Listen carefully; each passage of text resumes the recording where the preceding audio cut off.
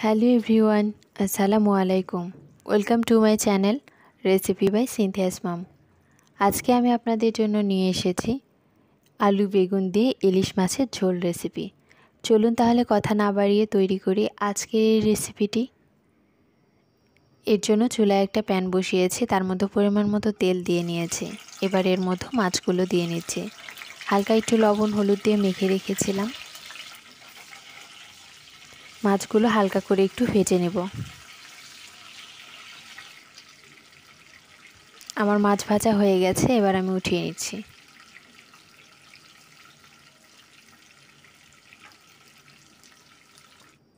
ওই তেলের মধ্যেই আমি 2টা আলু কেটে রেখেছিলাম, সেই আলুগুলো দিয়ে নিলাম। এবার এর মধ্যে সামান্য একটু লবণ আর একটু হলুদ দিয়ে নিলাম।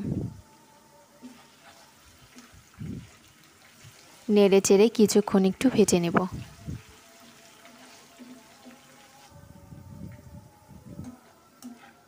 আমার ভেজে নেওয়া হয়ে গেছে, এবার আমি উঠিয়ে নিচ্ছি।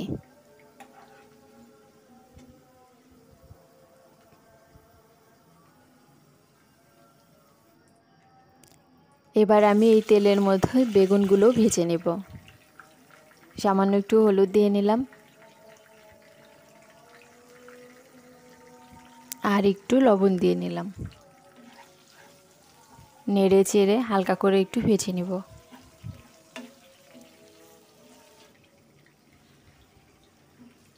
আমার বেগুনগুলো ভেজে নেওয়া হয়ে গেছে, এবার আমি উঠিয়ে নিচ্ছি।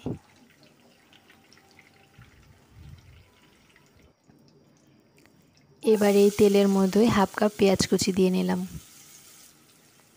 এবার নেড়ে চেড়ে হালকা করে একটু ভেজে নেব।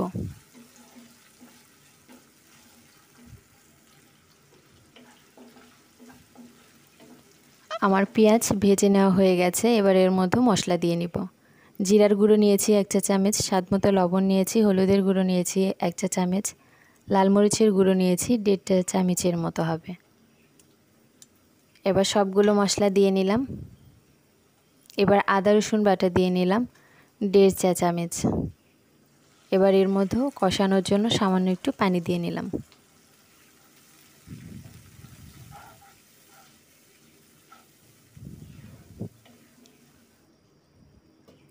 এবার ঢাকনা দিয়ে মশলাটা একটু কষিয়ে নেব। আমার মশলা কষানো হয়ে গেছে, এবার এর মধ্যে আগে থেকে ভেজে রাখা আলু আর বেগুনটা দিয়ে নিলাম।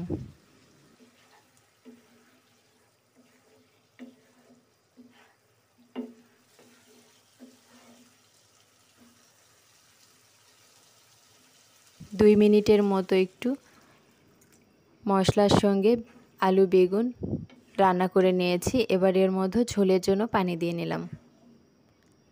আমি এখানে 1 কাপের একটু বেশি হবে পানি দিয়ে নিয়েছি। 4টা কাঁচামরিচ দিয়ে নিলাম। এবার ভেজে রাখা মাছগুলো দিয়ে নিচ্ছি।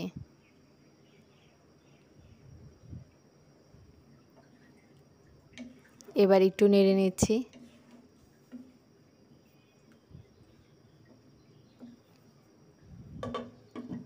এবার ঢাকনা দিয়ে রান্না করব।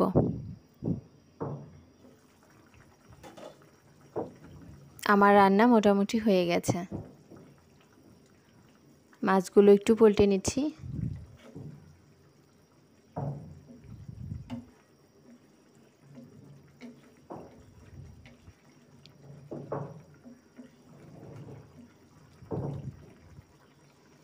এবার এর মধ্যে হাফ চা চামচ ভাজা জিরে গুঁড়ো দিয়ে নিলাম।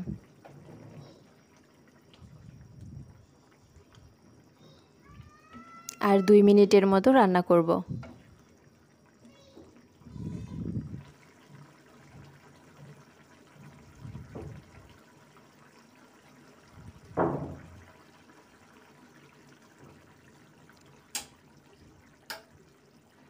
আমার রান্নাটা হয়ে গেছে, এবার আমি চুলা থেকে নামিয়ে নেব।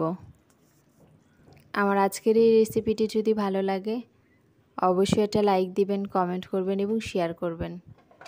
সাথে আমার চ্যানেলটি সাবস্ক্রাইব করবেন, পাশে থাকা বেল আইকনটি বাজিয়ে দিবেন। আজকে এই পর্যন্তই, আবার দেখা হবে নতুন কোনো রেসিপি নিয়ে। সে পর্যন্ত সবাই ভালো থাকবেন, সুস্থ থাকবেন। আল্লাহ হাফেজ।